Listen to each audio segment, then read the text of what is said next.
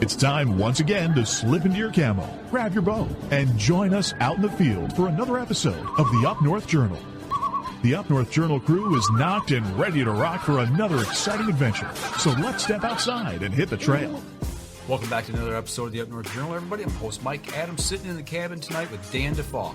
Before we get started, we want to help you save some money.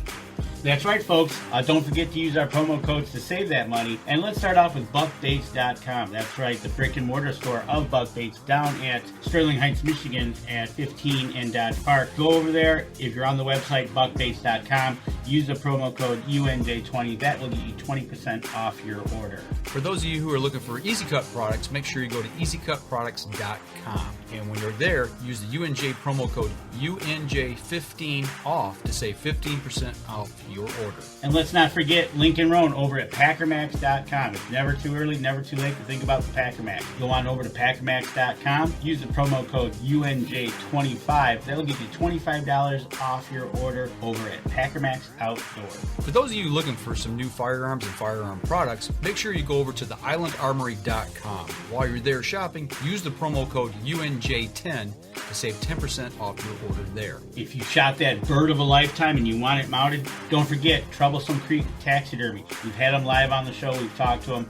You want to get 10% off your order, go to Facebook, go to troublesome.creek.7, find their website. If you go to our website, UNJ, make sure to click on the button to download the form. You get 10% off over there using the code UNJ10. Looking for that game call, whether it be a squirrel, whether it be goose, duck, deer, make sure you go to JPO Game Calls. Look for them at jpogamecalls.com, and while you're there shopping, use the UNJ10 promo code to save 10% off your order. And Miller Deer Tracking, the man that seems to never sleep during deer season. Get 20% off your next deer tracking using the promo code UNJ20.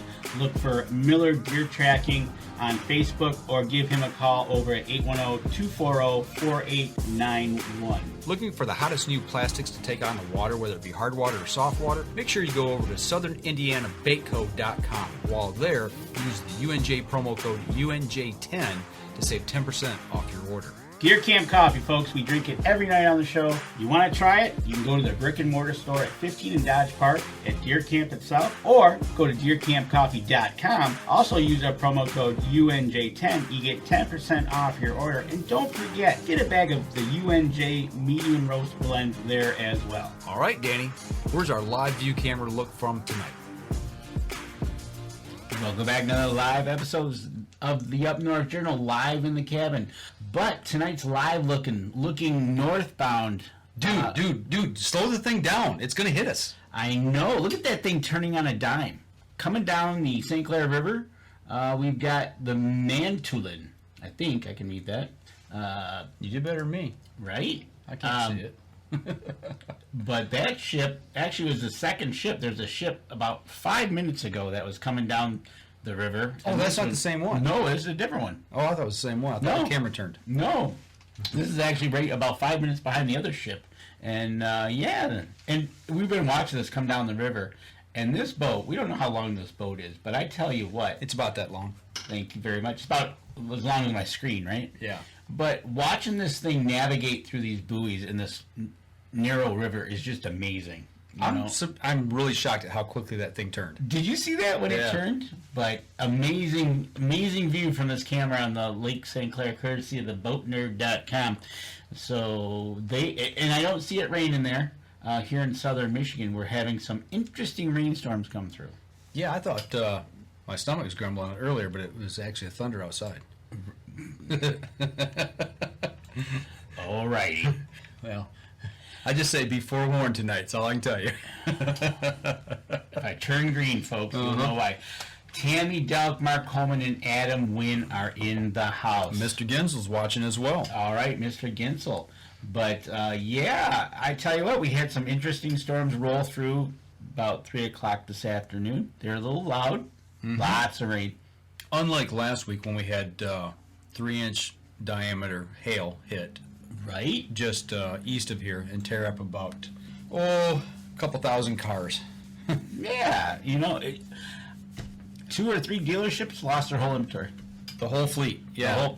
Over 400 cars at the one. Yep, totally taken out with Mr. Hale. Yeah, it was crazy. I've never seen anything like it.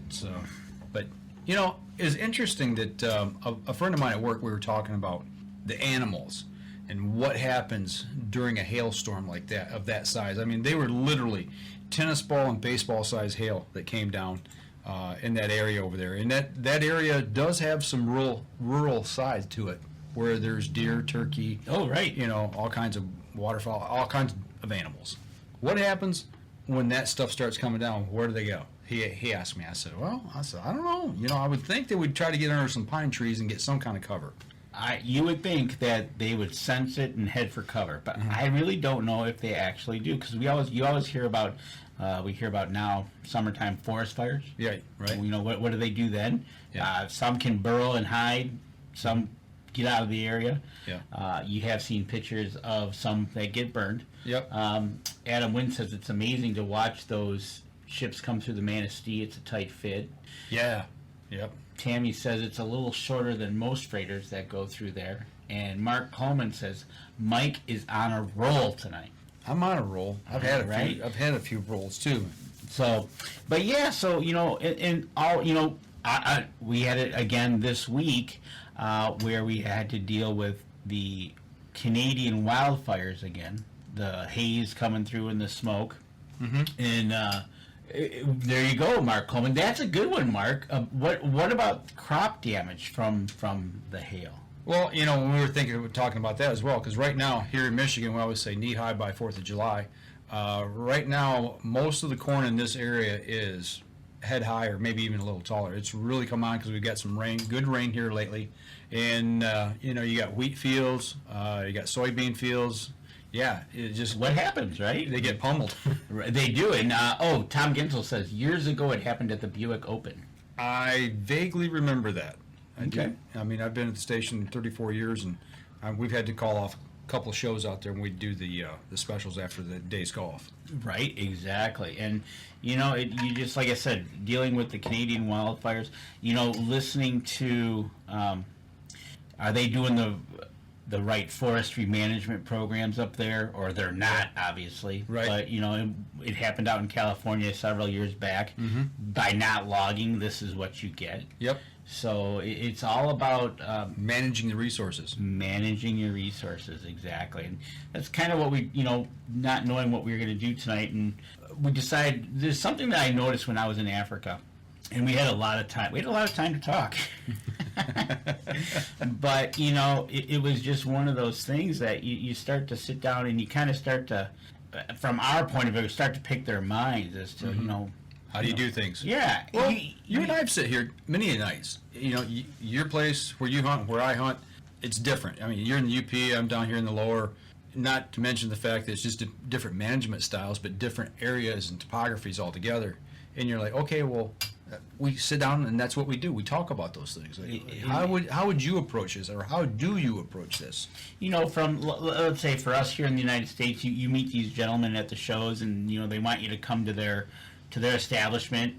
Obviously, going to Matwetwe, knowing them for years, but you always have those expectations in your head of what they do. But when you finally get there, you get to ask the questions, and they are more than happy to answer that and kind of learn about the history of all the conservation areas that they call them conservation areas that they hunt in.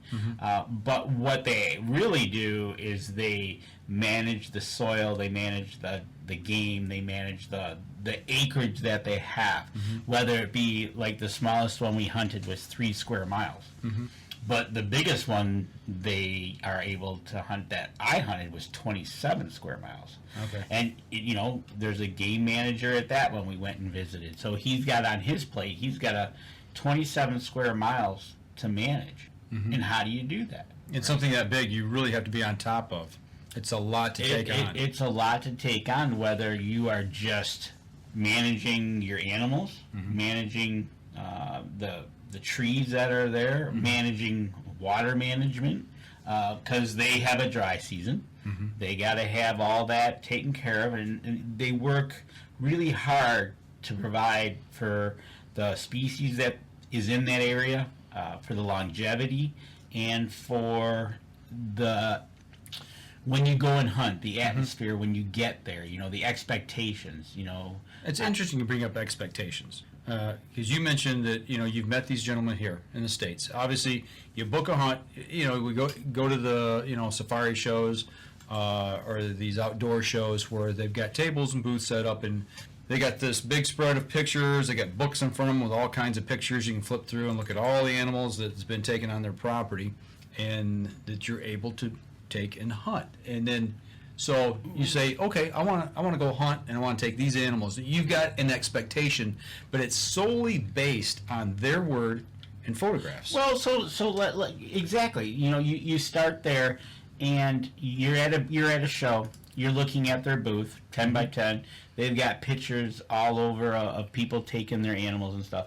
And this picture that I'm showing right now is the fruits of their labors, which I benefited. Mm-hmm. Right? Now, granted, you can go for many animals, little animals, but the whole point was they've managed their area to accommodate all of the animals on their list. It's 62 that they have on their list that you can possibly hunt. And as well as non-game species. Yep. That didn't even get into the non-games, right? That they don't hunt. So, but this is the fruits of the labor, and it doesn't happen overnight. Mm-hmm. This has been years in the making. There's been places where they haven't hunted. The one that I talked about that was 27 square miles was first time in 5 years. Really?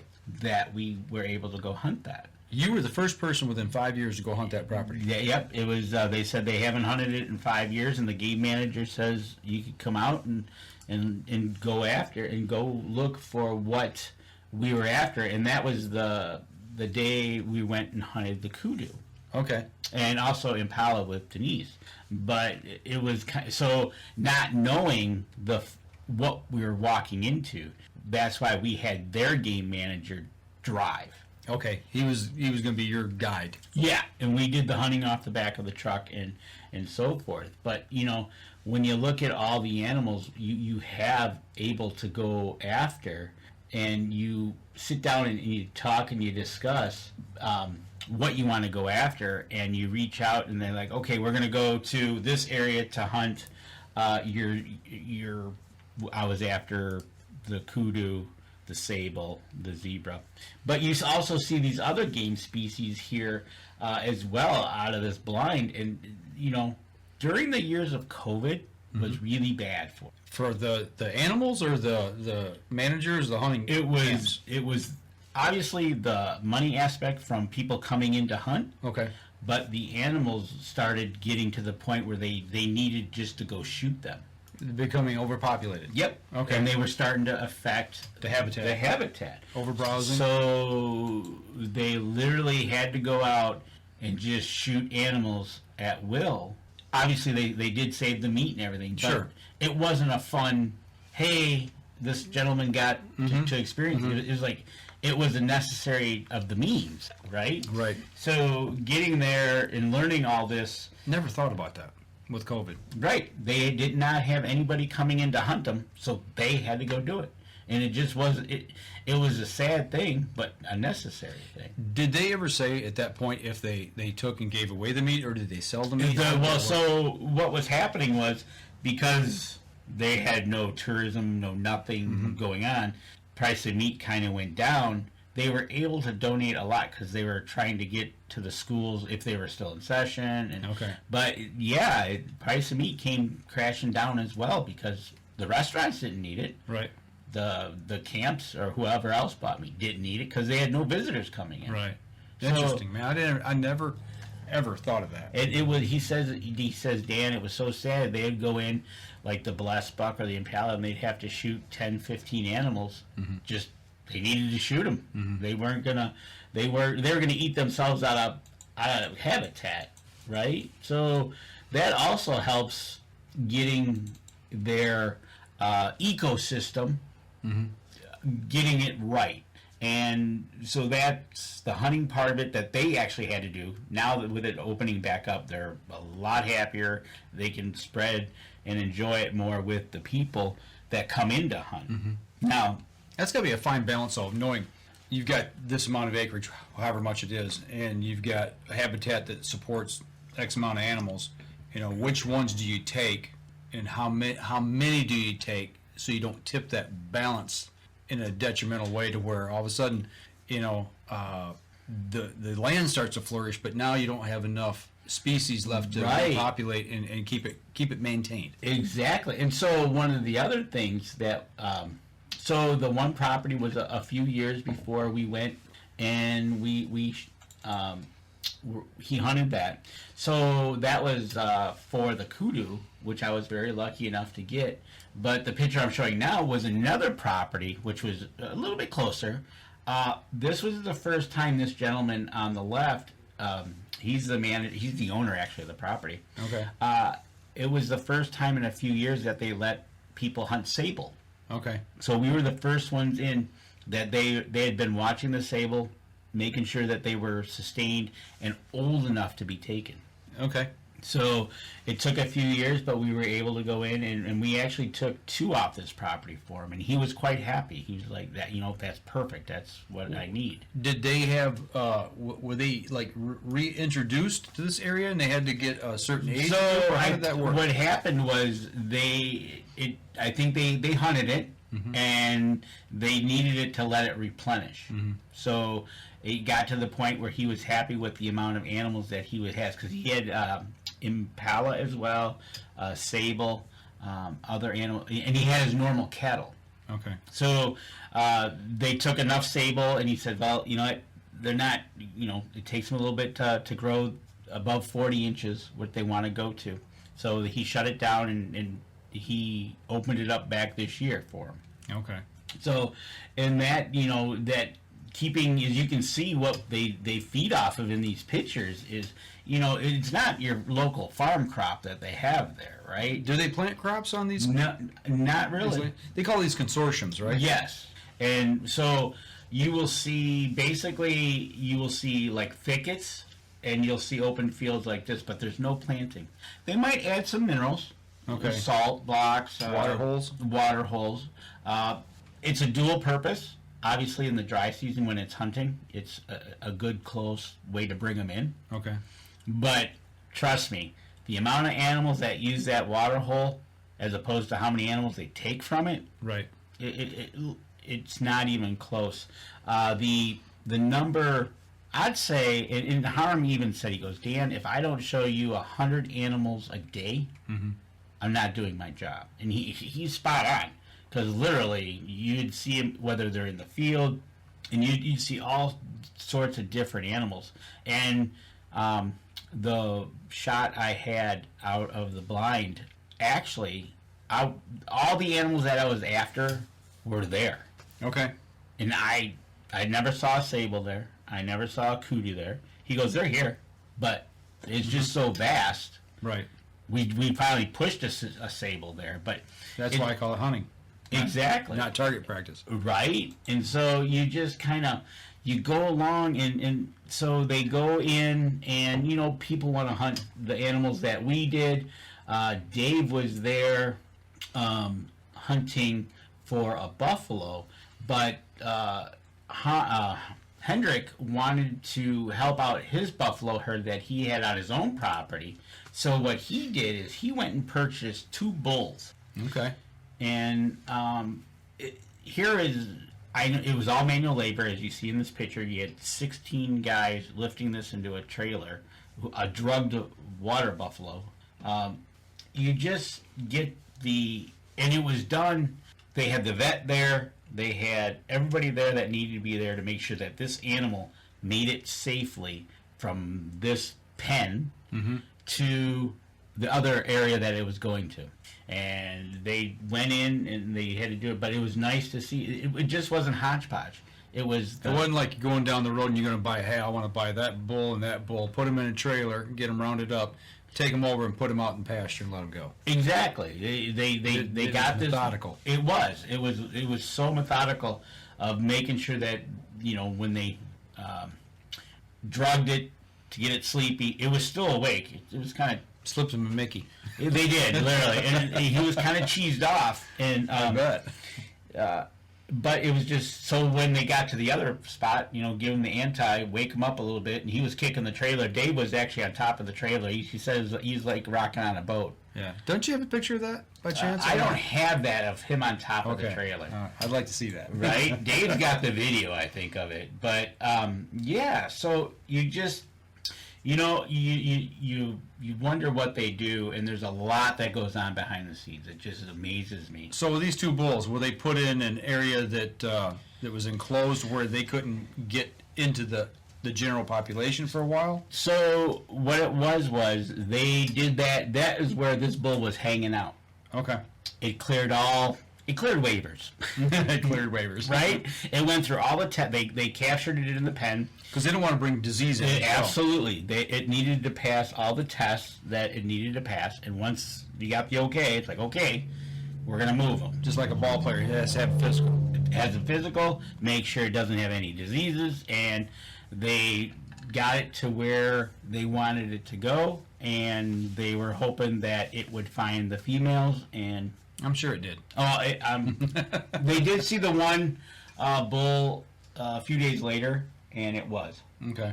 We actually seen them out on the property. It was kind of neat. So, it's just a little bit of conservation. You hear it here in Michigan a lot, whether it be the fisheries division or our outdoor division, or even a good project is the turkeys. Right. You always see them transporting great success them. here. Yeah. Well, we got the Moose Project going on up in the UP. We've got a great success story with the elk herd here in Michigan as well. Right. If you're lucky enough to get a tag. There you go. Which I wasn't. And you just... A couple questions here. Adam's asking, do they do any burning off of vegetation or clear cutting? Do they manage the vegetation part of it? So the vegetation part, not so much. There really isn't nothing to clear, because like you see in some of these pictures. Let me find a good picture here. This one here. You'll see that whether it can be brushy, but it also is a lot of field. Okay. And this one here was it was more field with edges. Okay. And we could dart into different fields and peek and see and get around them and whatnot. But they don't burn off. They don't burn it off unless it's natural. Okay. Lightning storm and lightning strike, whatever. It is what it is. Gotcha. But they don't do any planting. They don't do any land management as of clear cutting or anything like that. Okay. I don't know if there's anything in this area because it's plains. Like you said, it's flat. We could see some mountain ranges off, but there really is not a lot of trees. I gotta imagine. I mean, you know better than me. Obviously, you've been there. But I gotta imagine over there, you've got these vast plains. If you were to start a burn there and it got out of hand, there's nothing to stop it. Like here in our area, we've got main roads. Everything seems to be in big block sections where there's always an opportunity to actually contain and stop the fire generally. So over there, I mean, you're talking big, vast blocks of land. So you got a fire going and it got out of hand, it could be gone. In this picture here, you're looking at, like I said, you'd have a field, but then all of a sudden you'd run into this. It's brush, it's thick, and it's full of thorns. Okay. And that was like you're looking on the left. You can see the field. You'd had the brush on the right, and there was actually another field on the left, or left brush, right is field as well. So what they would do is they would just let this go. Well, I got to imagine too that type of habitat is advantageous for the animals to have a place to get into to hide. Absolutely. For cover. Which leads me right into Mark Coleman's question, is must not be much predator pressure in those areas. Not true, because they got leopard. Lion. We weren't in the lion area. There was leopard in the area. We saw it, but not but our tracker saw a leopard on the property next door. So the leopard was there. And jackal. Yeah, jackal, yeah. Right? Heard them at night. So, yeah, no, there are predators, and they take what they want to take. whatever animal they might be after. Now they've got a springbuck, impala. There's so many animals, and so that probably weeds out the weak ones. Right, helps to keep the diseased or the lame out. Yep, exactly. And you wouldn't think of it because you don't see them, but you could hear them at night, so they're there. And when you look back and oh, there was a leopard in the area, man. Like here in Michigan with the mountain lion, unless it walks in front of you, you're probably never even going to know it. Yeah, I mean, it could be in a tree and you wouldn't even know it. Exactly. Until it's on you. Right, and then until it's too late. So, so one of the other things that they did was, so let me get this right here. So in the area, they used to be known as Springbuck Flats. That was what the area was. Yep, that they used to have a ton of them. Okay. Well, they died off. Disease? Okay. Yep. What got them? Do you know? I'm trying to remember. I thought it was. He had a name for it. It was kind of like blue tongue, but it was along those lines of that type of disease. Okay, so it was more of a virus than a parasite? Yeah, and it got to him, and it killed him off.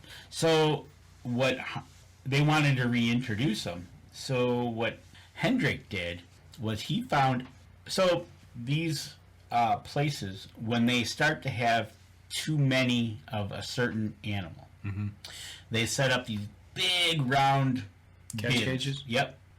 And it has a camera and an automatic door on it. And they'll watch that and they'll wait till they get what they're after in them. You might have too many impala, springbuck, zebra, whatever. Maybe they've got too many of whatever species, and they get in there and they close the door and they sell those off. So to other consortiums? Yep. Okay. And Hendrick picked up on a springbuck of 30. He says it's a really good price. So the part of it was they needed to go in, dart them all, and bring them into this new area.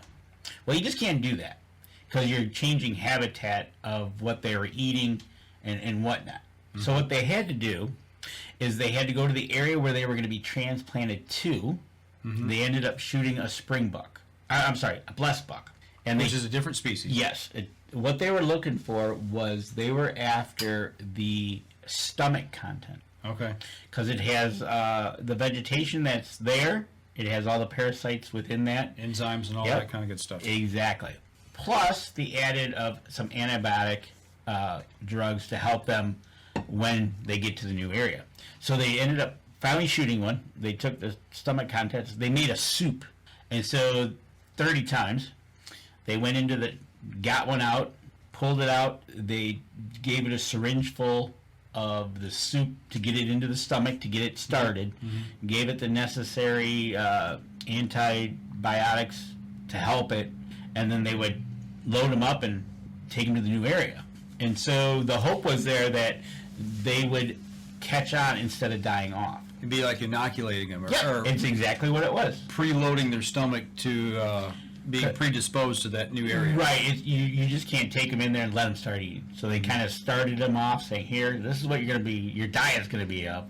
And so when you start to eat it, your stomach will be like, oh, okay, we're not going to have a bad reaction. So it's like changing pet food over. It is. It literally is changing your pet food over. You just can't do it right away. Yeah, you got to mix a little bit in. Yep. Give them a little more, cut it in half. And so that's literally what they did using the contents of another animal.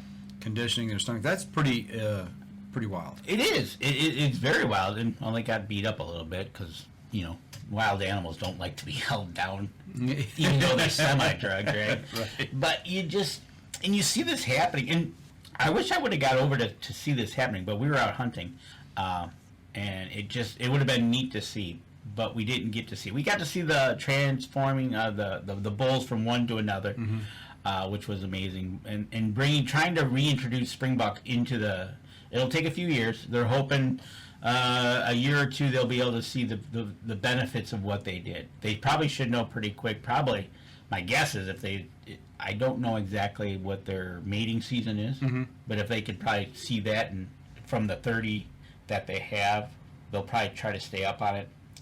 I'll have to reach out to Harm and see what their cadence is to go check. So starting a new herd in an area like that, I don't know how many acres they had or how square miles they had. But to me, it sounds like a small gene pool, 30. Do they worry about any anything genetically bad happening, Well, that's being reintroduced and multiplying and becoming a problem? right. Exactly. They're hoping not. You because you do that in any species, that's what you run into. Right?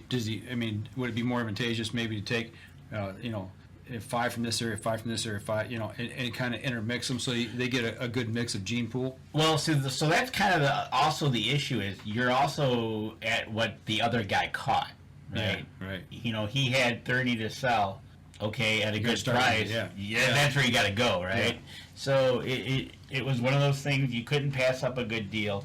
It took a lot of legwork to get it there, but it's also hoping maybe in a few years they might be able to offer a hunt for that. Right. And you just when you work it through what they go through, because they go through a dry season, the wet season, and they try to get out and look around and they have a really good, how like Scott has a really good system up on Saginaw Bay of right. reaching out and finding out what's going on. It has a network. They've got that there too with their game managers at other. Everybody was working together for the common good. Exactly, because when we went and got that sable, he gets a little bit of that money and what I paid, and it helps everybody. But so they all work together. There really isn't too. You'll get a few, I guess, whatever you want to call them, Not team players? Not team players. Good answer. I'm trying to be politically correct. I know, right? I was trying to look for the word. You should have been here before the show. Yeah, it wasn't politically correct. It wasn't very nice either. No, but it's just amazing the process they go through to get it to where next February when they're here for the show, here it is. This is what you'll be able to go hunt. And and that goes for these places that, when you talk to them, like, oh, it's fenced in. Yeah, well, you try to fence in 3 square miles. And I tell you what, that eland that I shot that was 1,700 pounds doesn't care. It's going to go through the fence. Right. It literally will go through the fence. So, thinking about all that you've said, and I'm thinking about here in the States, we collectively, all of us, own the animals, as the general public. They're animals that belong to the people of the state of Michigan or to whatever state you're in. Those land managers, it's their animals. Mm-hmm. They own them. They can buy and sell and swap and move. Is there any regulation on that as far as moving animals from one consortium to the other? Is there rules they have to follow? I think the rules are pretty much like they got to be disease free. Okay. They got to go through that whole what they did with the buffalo, right? Got to pass the physical. Yep. They got to get them. Got to get all the P's and Q's. Okay, we're going to be moving this animal to here. We don't want to transfer something bad there. So make sure. Let's get them all vetted. Make sure it passes all the tests to get there. Well, it's kind of like here in the state of Michigan when we had the problem with CWD.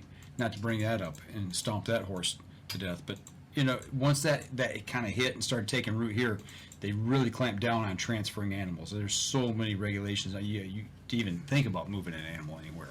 So, for sure. That's what made me think about that is the disease part of it, moving animals around, how highly regulated, if it was at all. Right. How much does the government regulate their practices, or do they? I'm not 100% sure how much they got their fingers into it. I know they have to be licensed. If you're taking guns over, you got to make sure those are all gone through the government. But I don't know if there's any mandates per se. And that's a good question. I can't wait. So when you went over, did you buy a license of any sort? It's just you go and you pay the fees to be able to hunt on this property. Yep. And you've got this, and this to choose from. Right. Exactly. Okay. So it's all, so as far as the animals for inspections, license permits and such, they gotta, because they're also reselling the meat. They're selling, donating, so that's got to be made sure everything's up and up there. What they don't, I didn't see any inspectors show up. There was no fear of DNR. Okay. Now, if they're there, I really don't know. But they actually take it upon themselves to be really sure that you are shooting mature animals. Mm-hmm. And that just goes to show you what everybody was in for, right? Whether it be the sable, the kudu, the zebra even. It was always make sure it's a mature animal, and make sure you have a good shot. Mm-hmm. That's part of, like we have here, our hunter's education, right? Right. You know, you shoot, where do you shoot? Well, you shoot it here, right? Denise is famous for asking, where would I shoot that? And it's that learning process, but that's what the painstaking, and if you shoot one that you messed up on, they are going to now go after it so it's not left. That's one of the things It's not going to be a wasted animal. It won't be a wasted animal. And that's all part of the conservation that they adhere to there. And you look at it and you just say, wow. And it wasn't, this is just two guys from Matwetwe. That's what they do, and they work with everybody else in the area that they can hunt with. And going back to Adam's question about getting about tree cutting and stuff, there was a property next to him. It was quite a big property, and Hendrick said that used to be a very good impala, great. But he went in and he did do some work on the property and kind of got rid of the food sources and everything, and he says it went bad. He says, so now it's years later, now it's coming back. It takes a long time to grow but back. It just doesn't happen overnight. Right. How close was the nearest medical center or hospital? I think there was one about 30 miles away.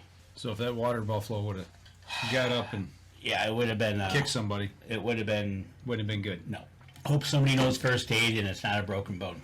Right. And don't have to use a butter knife to amputate. There you go. But that's all, you are literally out in the middle of nowhere. You just, so, one of the things you see when you're out there is, that's a good segue there for a hospital. Everything out there in this bush can get you. And this tree here is a picker bush that is just, you walk through these, you crawl through these, you kind of, as you're stalking your animals. And this tree alone had, these are the size of toothpicks. Wow. That they can get you. And it was fall there, so we weren't so much worried about snakes, but they were there. But, get one of these in your eye, Yeah. or your arm, or your leg. Yeah, it hurts. Well, you got to think an animals use this for cover to escape, but they're running through this stuff. And here's imagine running into this bush Full of thorns. full of thorns. Yeah. And that's the one thing I can take going back to Africa is Dave wore shorts a lot. You should have seen his legs because they look like Swiss cheese, red and white. And he just got Cut up, scratched cut up. up. And I said, I can't do that. So it was just amazing to see that. But, first aid is another thing that they know very well. Is if something happens, they got to be able to take care of you. And you just, when you're stalking your animals, you literally walk looking for the animal and watching where you walk is like walking and chewing bubble gum, right? That reminds me of those thorn trees that I saw down in Indiana. I call them devil trees. Is that what? Is that the ones that were? Had the long spikes on them. Yeah. I totally get it that this could be a definite. I could definitely see that. But the spikes on them were, anywhere from 2 to 4 inches long on that tree. Right. And there were several on the property that we were hunting. Oh, I know. You just. But they're a resource to be used. Not, you don't want to get rid of them because, like I said, animals need that habitat to be able to escape. Well, that's all part of it, right? It acts as protection, and whether it be the birds that use them as well to have their houses in them. I think they're a swallow type of bird, or everything has a use there. They build houses. The birds? Yeah, they do. Sorry. They have bird houses. Bird houses, okay. I'll show them to you right here. They're actually also really good fire starters. Come to find out, the birds are. They start fires. They're homes. Oh. But up in the right-hand corner of this picture is those are all birdhouse. Well, Oh, okay, I see them. Yeah. right. So we were trying to get the fire going one night. and- Those would be nests. right. They look like birdhouses, literally. But Hendrik grabbed one and it lit right up. Of course, we're like, "Hey, is there any birds in there?" Right. But there wasn't. Have some scrambled eggs. Right. It's kind of scary. But, just showing you here that whether the tree, for us, not so good, but for other animals, they use them. So the ecosystem is very hingy, right? Okay. It can hinge on the water, it can hinge on the weather, it can hinge on, but it also needs their help. Right. Because you can't let it go or else you end up what happened to COVID. Right. So, to me, it's come down to be amazing as to what they can do and what they have done with what they are given to work with. Was there anything that they were doing besides adding mineral to the soil? Were they manipulating the soil in any way to promote Nope. anything? Nope. The only time they did that was maybe a salt block here and there. Okay. They didn't add anything to it. No crops or nothing like that, like we talked about. The weather. So I was there in May. It was definitely important to stay hydrated. That is, again, now that they've worked with the property to get you to come hunt there, now they got to take care of you. They kept us well hydrated. Always had a cooler. They asked you what your favorite drink was, and they always had water. So 45 in the morning to about 75, 80 in the day. So by 9 or 10 o'clock, you were taking off the hoodie. And but when you did get there in that heat of the day, you definitely made sure, especially if you were out on the back of a truck, you were going to be stalking, making sure you were hydrated and everything, because, like Mark said, not a hospital around. So we made sure to stay hydrated, get a snack, have some snacks, make sure you had that fuel going. We even had fuel in the morning. I always like to have a peanut butter and jelly before breakfast. We went out and hunted. But yeah, it definitely very important to stay hydrated. They did a fantastic job of taking care of us to get there. So Top to bottom, taking care of everything. it was awesome. And then when you sit back and as we had a little time on our hands to talk about what they do, and these stories came across of the bull, the springbuck, all the other animals that are dependent on them for what they do, and then hearing the sad stories of COVID, it was just like, wow. So, a big shout out to them for working with what they have, the property, managing it, talking with other managers to see, hey, nope, don't hunt my property. I don't have the animals for you. I got to let them come back. Right. Or the other one was a bunch of years we were actually after kudu in there, and there was really good sign there. There was actually one more property that Dave and Hendrik went to, and they saw a lot of game animals there, so he's quite excited to be picking that one up. And I think that was a new property, actually. So when they're working with the actual landowners, the consortium, is that the landowner that has the property, or is It's the property. It's the property. Okay. Yeah. So somebody owns that property, has the animals there, and has somebody to maintain those animals. Yep. A game manager. The big one, the 27 had a game manager. The smaller one where we got the sable, it was actually the owner himself. Okay. So he was dual purposing. He was a cattle rancher / I have game animals on my property. So then, Matwetwe, Yep. the outfit that you were with, they work with the landowners. Say, hey, I've got X amount of hunters. We're looking for this type of animal. So they get their fees, and then all of a sudden, when you take an animal from the land, then the landowner gets his fees. Right. So that's where all the money it gets spread out. And to. what they know is, okay, so what do you want to hunt? You want to hunt zebra. Okay, we've got zebra here, here, and here. And depending on where you are in the rotation of the hunting coming in, they won't overhunt a property.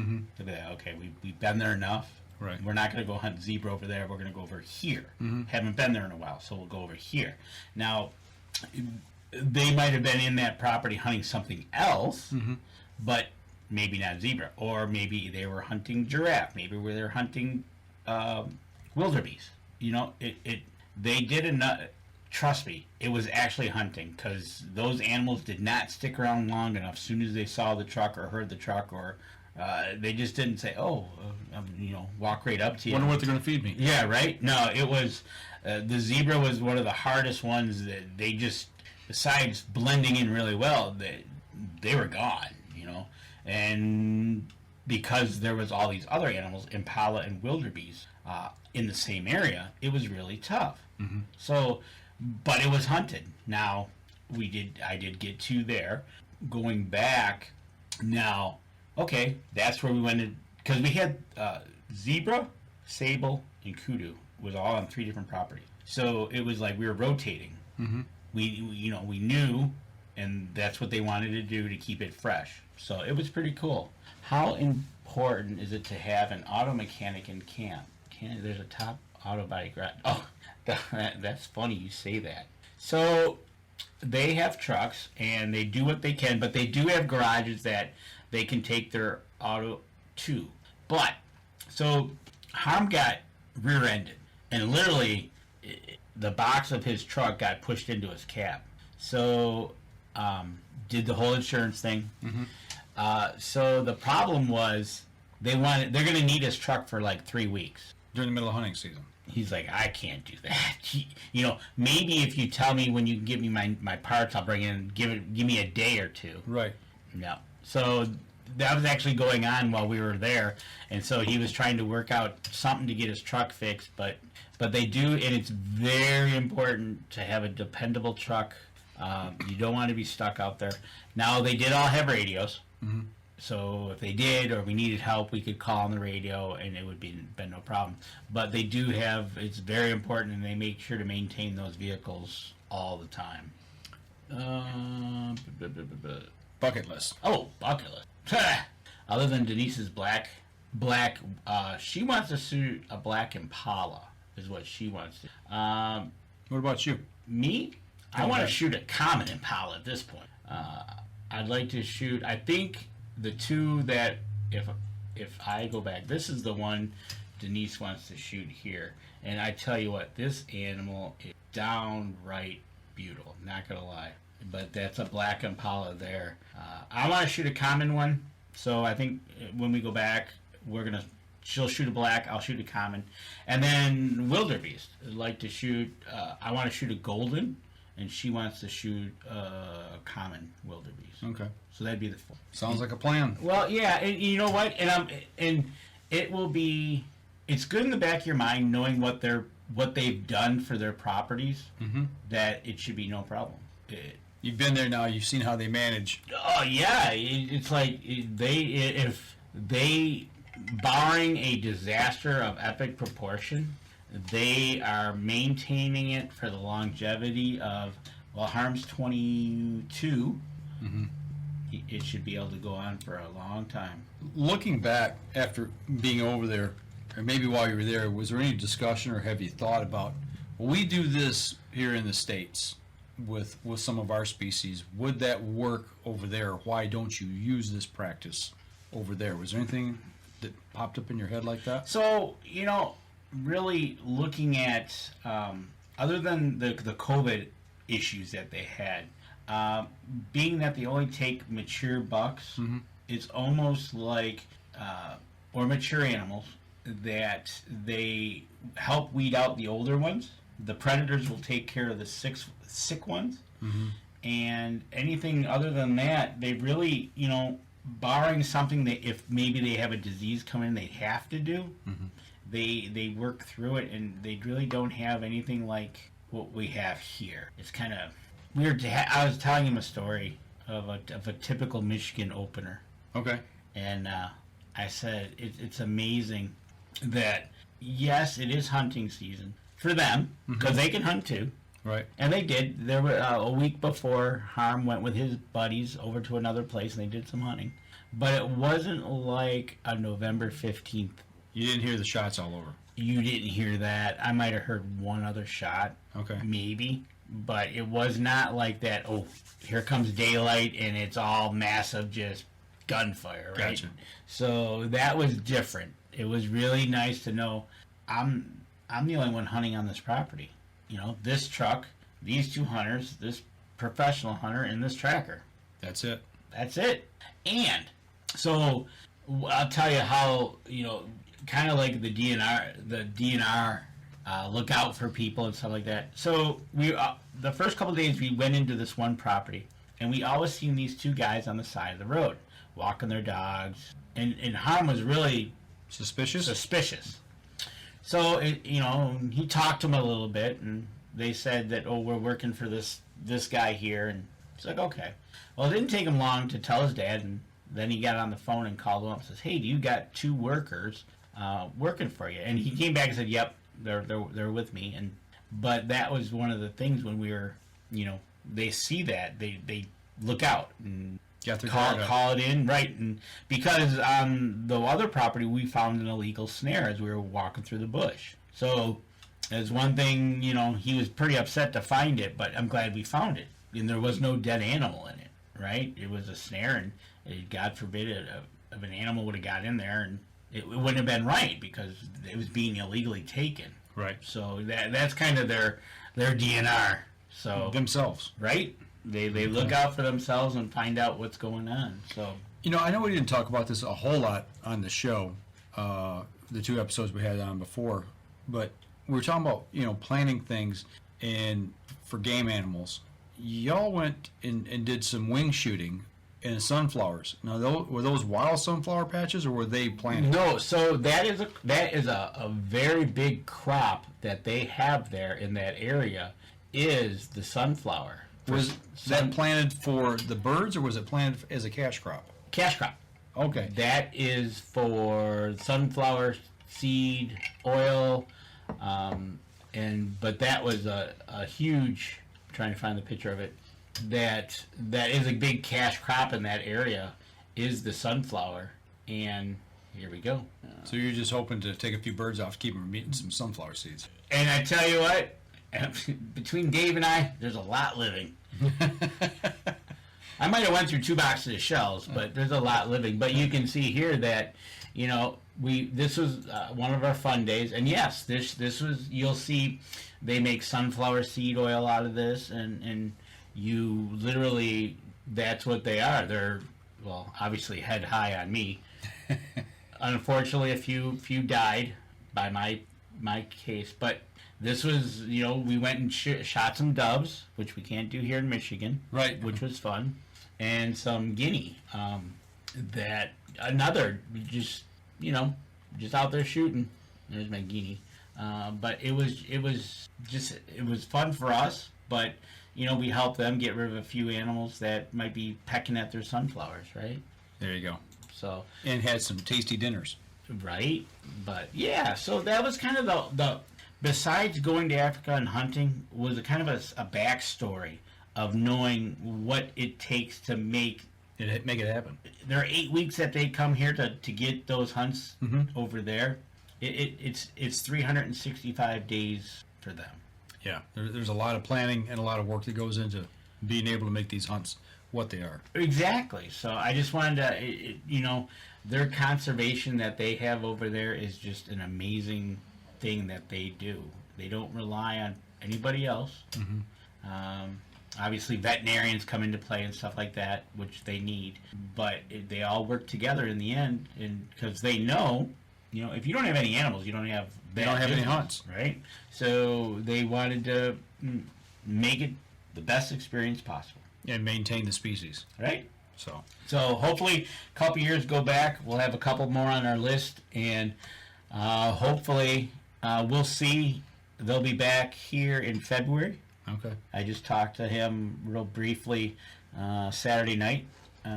Just said hi to him. So can't wait to see him in February. We'll get him here for 8 weeks. Nice. So I'm sure we'll try to. Get him on the show. We're gonna try to get him out ice fishing. Ah. I asked him. I said, "You ever been ice fishing?" He goes, "No." His dad has, but he hasn't. Okay. I said, "Okay, we That's gotta a plan. we gotta get you on some ice." So there we go. Maybe we can break him away for a day and get him out on the ice to do some ice fishing. That'd be fun. It would be a blast. It would literally, he's seen it, but He doesn't know. He hasn't experienced it. Well, hopefully when he's here in February, we'll have some good enough weather to get some good solid ice. Or we just travel north a little bit. Right, and we'll be on the west side of the state there because that show's coming back. Wellers, that show will be back. 2024? Yeah, that'll be January, I think it is. But I think they're coming in February. They'll be at all the SCI shows. They'll be at the SCI show here in Flint. Good. We had to hook up with them and Yep. pick their brains on a few things. So, and there's a lot. I'm thoroughly amazed by not just the business and the hunting aspect, but watching conservation as they know it and how they use it to maintain it. So, well, that's it for us tonight, folks. Just a little glimpse into what it takes in other countries. Dana got to experience it firsthand, and I thought it was worthwhile to kind of bring this to light and spread it to the people here. Makes you think a little differently, maybe, of African hunts. If you're not, a lot of people say, "Well, why would you want to do that?" You know, I'm not telling you the everybody, truth. but- It was not on my priority list for a lot of years. Yeah, it's And- people. You know, people look down at it. You know, Especially when you tell them you're hunting in an enclosure. yeah, But then you say, okay, you try hunting a 3-mile enclosure and try to find the animal that you're after. right, yeah, exactly. We were in a 27 square mile one, and that took me all day to the last 10 minutes just to get a shot on one. So, like you said, it's awareness. Again, other people might not like it, but don't criticize the people that do. Yeah, and take a look at what work goes into it and how they're managing the game species. That's, we might be able to learn something from them. The thing the big takeaway for me was when you had told me when you come home about, man, you're not going to believe what they did. They took the contents of the stomach of this animal and made this concoction, and they put it into the stomachs of 30 living animals. Yep. To inoculate them or to condition their stomachs to where they would be able to thrive and survive where they're going. Exactly. I thought that was pretty cool. That was pretty cool. So we learned a lot, which was a great experience. So next week we're going to have an interview of something. Not sure who we got lined up. I'm waiting on a couple emails to come back to say thumbs up, thumbs down. Right. But we'll definitely have somebody to interview next week. And also it will be August. Will it be August? I haven't looked at August 1st calendar. is Tuesday. Wow. Right? Where is the year went? Before you know it, it's going to be that magic time of the year called hunting season. I'm looking forward to the fall. I've got a couple camping trips still planned. Heading up even further than where you hunt. Yes, you are. You're heading further west. Yeah, the Northwest. the northwestern point of Michigan, just about as far as you can go. Going to be on the south shore of Lake Superior, so Right? looking forward to that. And if you want a going away, Give me a going away parting shot a here. going away view of another ship, that looks southbound. So Somebody's heading south. there's got a lot of traffic on there tonight. There is a lot of traffic, a lot of boat traffic there. That's Port Huron, right? It's St. Clair, I think, somewhere. Okay. I don't think it's Port Huron. So are we looking across the river at Canada? That would be Canada to the left. If it's that's around the bend. Okay. Now look at that little ship coming at. But if you ever want to go have a great day, go up on the river and just watch boats go by. Yeah. That Algonac State Park is a good place to do that. It is. You can literally just sit there and get the app and watch the boats go by and know all the information about them. Yeah, that app, just in case anybody wants to know, it's a free download, but it's Marine Traffic. If you go to the App Store or Google Play and search for Marine Traffic, it'll give you all of the ships, wherever it's at. I mean, it's all over the world. It's incredible. And click on it and tell you the name of the ship, where it's headed, and all that kind of good stuff. So Right? pretty cool. Also this week, I hope to get out and do some kayak fishing. Hopefully Adam will be available. Okay. If you're available to do some fishing this weekend, you're more than welcome to come out to the campground. Got some Hud's lures to try out. Well, heck yeah. Name the time of the day. I'll try to squeeze away depending on what's going on. I really don't know what's going on this weekend as of yet. So. All right, but if we are out on the water, we will definitely do some lives. We also have some new apparel to show off. We're not going to give it away yet. That's right. You brought some over tonight. I for me. brought for you. Yep. Be wearing it proudly. Right, exactly. It's supposed to be a little warm, so it might be an evening wear. But definitely hope to get out and do some kayak fishing. If you haven't been out there, we're getting into August, so your fall crop should start to be going in. There you go. And happy birthday to Robbie Pruitt. Robbie Pruitt, Antler King. Yeah, it's his birthday. His birthday, okay. So, other than that, man, stay tuned next week. We'll have an interview for you. It's going to be great no matter what it is. All right. Y'all take care. This next week, same time, 7:30 Wednesday night.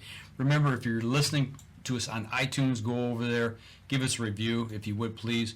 Follow all of our social media. We're new on TikTok. We've got, 9 or 10 videos that we've created over there.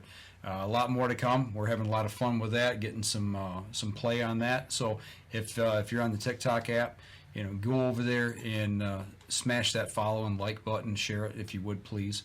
And do the same for us on all of our social medias. Share the show for us. That helps people who support us in return. So y'all take care. We'll be back again next Wednesday night, 7:30, right here on Facebook. Y'all take care. This episode was brought to you by Deer Camp Coffee, Buck Baits, JPO Game Calls, The Island Armory, Hacker Max, Sunrise Archery, and C3 Better the Hunt Technology.